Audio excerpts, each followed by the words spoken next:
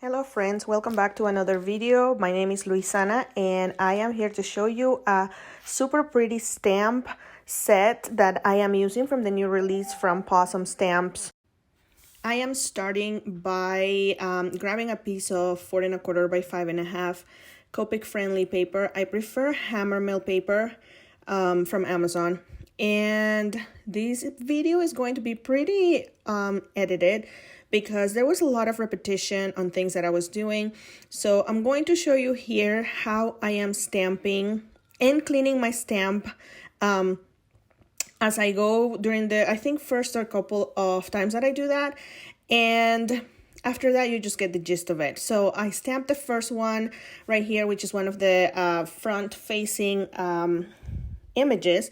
And I do that all throughout, and I have made some masks for my images prior to the video because I didn't want to bore you guys with all of that. And that is actually very, very simple to make. All I did was stamp the same exact images onto a low-tack piece of tape and fussy cut it using my scissors.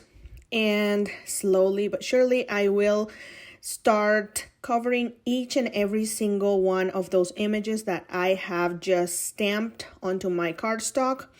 And by the way, I am using Copic friendly ink by Ink on 3. And I am continuing on just with the same process, and I will repeat it over and over. I will stamp an image in an area that I don't have any ink on, and I will cover it with my mask. So that is basically what masking something entails. So by the time I am done, it looks something like that. And all of those stamped images that I have masked, they're going to look like they are in the foreground. So very carefully, I am removing all of the masks, and just look at that. I love seeing the results after removing all of that. Now for the Copic coloring, yes, I am going to be showing you just a couple of the florals, how I did them, because they're all very much colored the same way. So I am starting by adding a little bit of C2 inside each of the petals, and it's a lot of petals, so I sped it up quite a bit. But this is very, very simple coloring. And since the flowers are white, I am using a combination of cool grays and neutral grays in order to make them appear white, but at the same time dimensional. And right here I am using N4 to give it give most of those petals a little bit of a shadow. For the centers, I am going to be using a technique that I really enjoy to make it look like a surface is textured. I am starting with a combination of E's, and my first color is E37, and I use that to just add dots all around the areas that I want the darkest.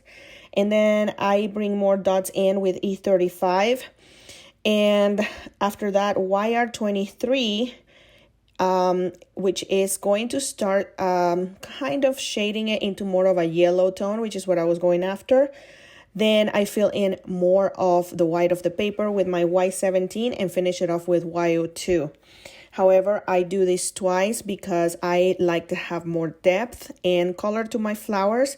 And I finish it with a little bit of some white paint from my Posca pen.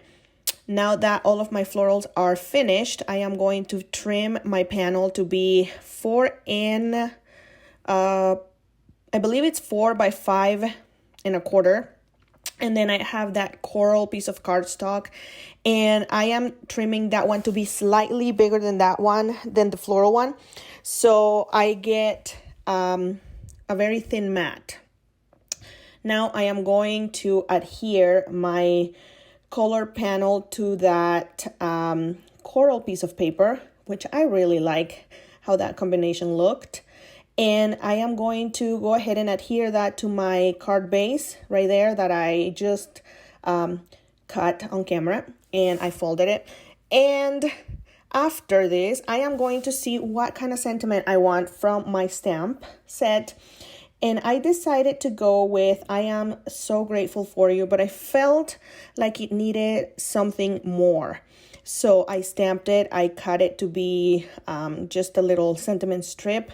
And then I went through a little jar full of sentiments that I have pre-made a long time ago. I don't even remember the brand. And here I was trying to decide, do I like this hello or do I like something else?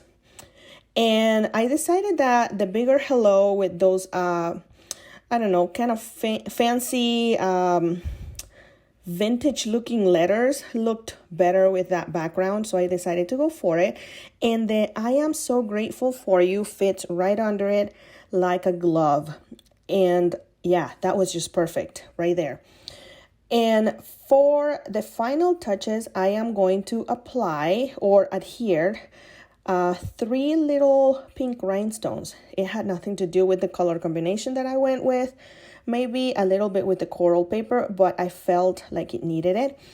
And that is it for today's card. I really love how it turned out. Here is a picture that looks a little bit better, and I appreciate all of you watching. I hope to see you next time. Have a great day, everybody.